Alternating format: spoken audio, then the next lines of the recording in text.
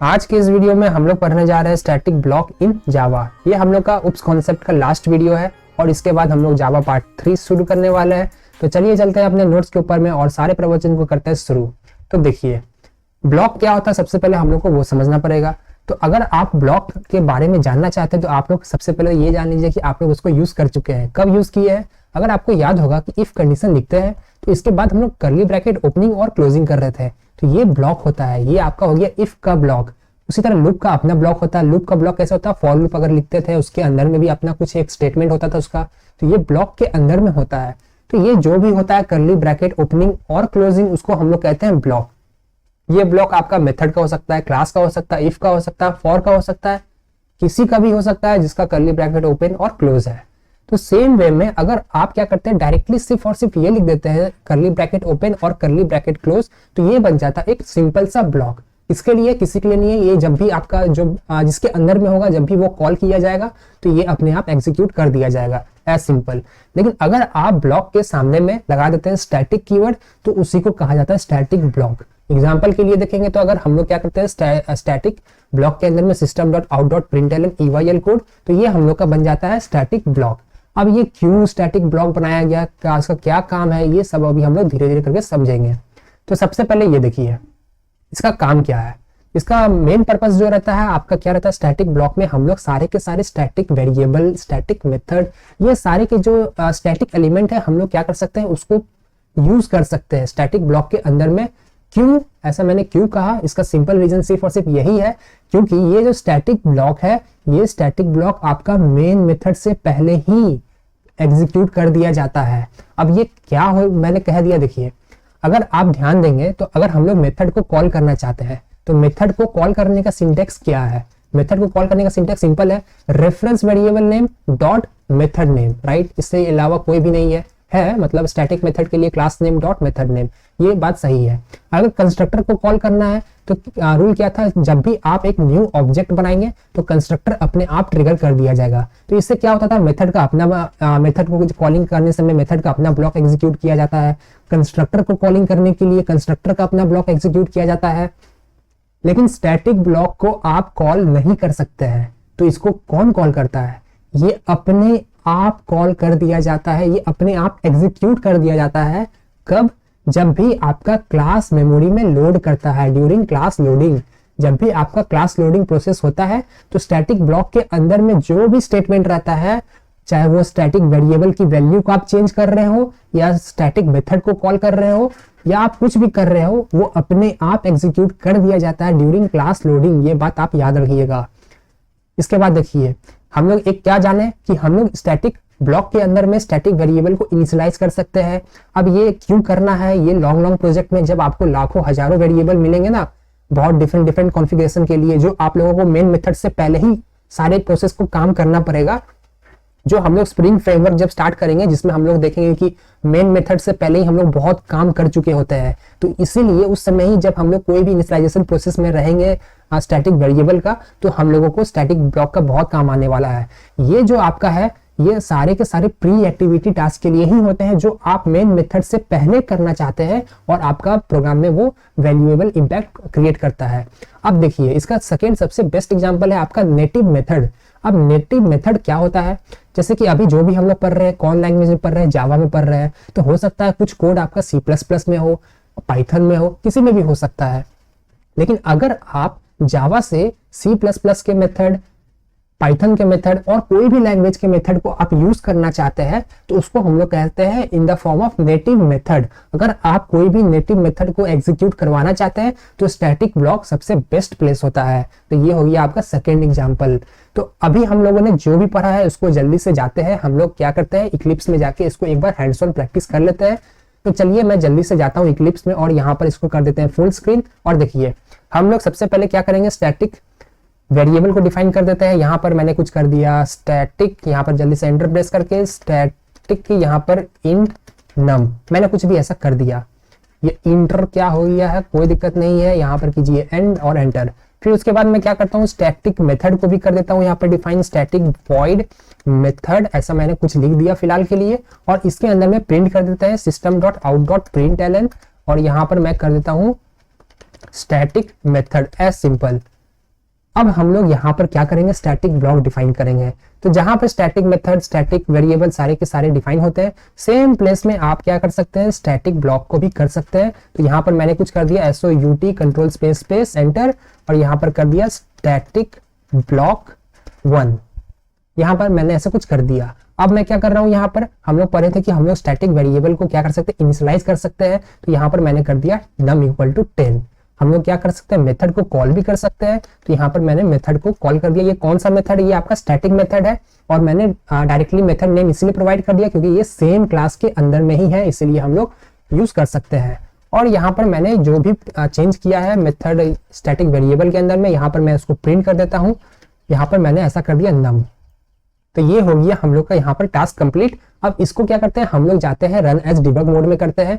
तो देखिए यहाँ पर मैं एक और चीज को प्रिंट कर देता हूँ, SOUT स्पेस, और यहाँ पर कर देते हैं मेन का स्पेलिंग हो गया है गलत, कोई दिक्कत नहीं है, और यहाँ पर कर दिए मेथड। तो देखिए अगर मैं इसको रन करूंगा तो इसका आप देखिएगा ऑर्डर कैसा आया। तो सबसे पहले क्या प्रिंट हुआ, देखिए स्टैटिक ब्लॉक 1। ये क्या किया, ये जब भी क्लास को लोड किया होगा उस समय इसको ये स्टैटिक ब्लॉक मिल गया, ये डायरेक्टली इसको क्या किया, एग्जीक्यूट कर दिया। आपको कॉल करने का जरूरत नहीं है, कॉल किया जाता है मेथड को। यहाँ पर ये डायरेक्टली एग्जीक्यूट कर दिया क्या, स्टैटिक ब्लॉक को। यहाँ पर देखिए स्टैटिक ब्लॉक 1 प्रिंट हो गया। फिर उसके बाद मेथड हम लोगों ने कॉल किया था, तो मेथड में जो भी होगा system.out.println स्टैटिक मेथड, ये भी प्रिंट हो गया। फिर उसके बाद हम लोगों ने क्या किया था, यहाँ पर num को प्रिंट किया था। तो देखिए यहाँ पर नंबर भी प्रिंट हो गया जिसमें हम लोगों ने 10 स्टोर किया था, और उसके बाद फाइनली गया मेन मेथड में। तो ये आप लोगों को याद रखना होगा क्या, कि स्टैटिक ब्लॉक हमेशा सबसे फर्स्ट में एग्जीक्यूट किया जाता है बिफोर मेन मेथड। आप लोगों को लग रहा होगा कि आपने इसको पहले लिख दिया इसीलिए ऐसा हो गया। तो ठीक है, अभी के लिए मैं क्या करता हूँ, इसको मैं यहाँ पर कर देता हूँ कॉपी पेस्ट। ये मैंने आप बाद में कर दिया। तो क्या अब ऐसा होगा कि स्टैटिक ब्लॉक 1 फर्स्ट में होगा एग्जीक्यूट, और स्टैटिक ब्लॉक 2 आपका होगा बाद में एग्जीक्यूट। मतलब ये आपका देखिए स्टैटिक ब्लॉक 1 फर्स्ट में एग्जीक्यूशन होगा, फिर आपका होगा मेन मेथड क्योंकि ये सेकंड में आ रहा है, थर्ड में होगा आपका स्टैटिक ब्लॉक 2। क्या ऐसा होगा, चलिए देख लेते हैं। अब ये टाइम में मैं क्या करता हूँ, यहाँ पर ब्रेक पॉइंट लगा देता हूँ और इसको मैं रन एज डिबग मोड में कर दिया। तो यहाँ पर देखिए हम लोग का यहाँ पर ये रुक गया, यहाँ पर सिंपल सा रुक गया। अभी मैं नेक्स्ट करूंगा तो ये जाएगा आपका, देखिए स्टैटिक ब्लॉक 1 को प्रिंट कर दिया। उसके बाद नेक्स्ट करूंगा तो मेथड के अंदर में जाएगा, स्टेप इनटू करूंगा, देखिए ये मेथड के अंदर में चला गया। और उसके बाद मैं नेक्स्ट करूंगा तो ये मेथड को प्रिंट करके वापस यहाँ पर आ गया। अब ये आपका नम को प्रिंट करेगा। आपने देखा यहाँ पर जैसे ही ये फर्स्ट स्टैटिक ब्लॉक का काम खत्म हुआ, ये डायरेक्टली सेकेंड में जंप कर गया, ये मेन मेथड में नहीं गया। तो इसका मतलब क्या हुआ कि इररिस्पेक्टिव ऑफ आप मेन मेथड जहां भी लिखते हैं कोई फर्क नहीं पड़ता है, स्टैटिक ब्लॉक सबसे पहले एग्जीक्यूट किया जाएगा। टॉप टू बॉटम का ऑर्डर में जैसे भी रहेगा ये एग्जीक्यूशन फेज में चला जाएगा। तो अगर इसको देखिए मैं नेक्स्ट करूंगा तो ये आपका स्टैटिक ब्लॉक 2, फिर उसके बाद मेथड को प्रिंट कर देगा, फिर उसके बाद नम को प्रिंट कर देगा, और ये हम लोग का फिर फाइनली मेन मेथड को एग्जीक्यूट कर दिया। अब ये थ्रेड क्लास में चला गया, ये आप इसको क्लोज करने के लिए देखिए एग्जिट करने के लिए जा रहा है। तो ये सबको इग्नोर कीजिए फिलहाल के लिए, ये हम लोग बाद में कभी देखेंगे। तो ये हम लोग का सीक्वेंस हो गया स्टैटिक ब्लॉक का एग्जीक्यूशन का। ये बहुत ही सिंपल है, छोटा टॉपिक है, इसमें कोई भी दिमाग नहीं लगाना है। तो अब देखिए, अब चलते हैं वापस अपने नोट्स में।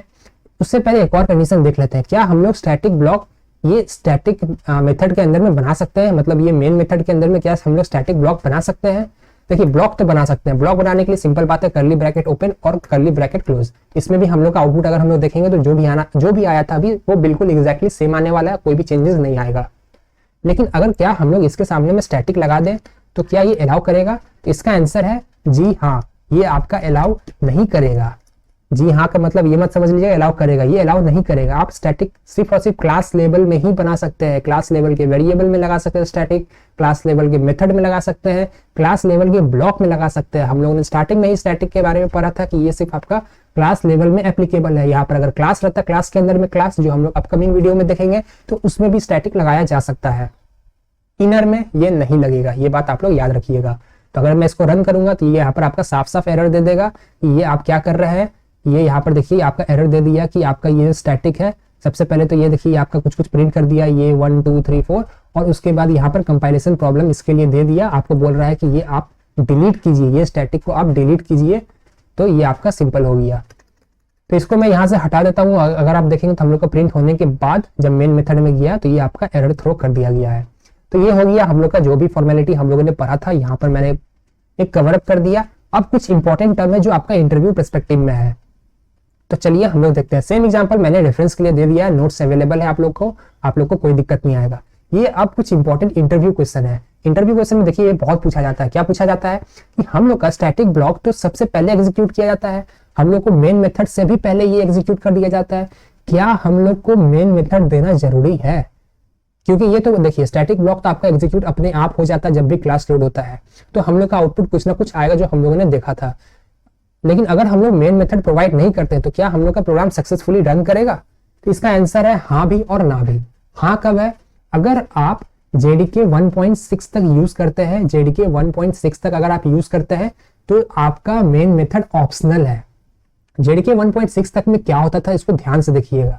JDK 1.6 तक में सबसे पहले आपका क्या किया जाएगा, आपका स्टैटिक एलिमेंट को सबसे पहले ये चेक करता है और इसको जो भी स्टैटिक ब्लॉक मिलते हुए जाएगा ये क्या करेगा, उसको टॉप टू बॉटम ऑर्डर में एग्जीक्यूट करते हुए आगे बढ़ेगा।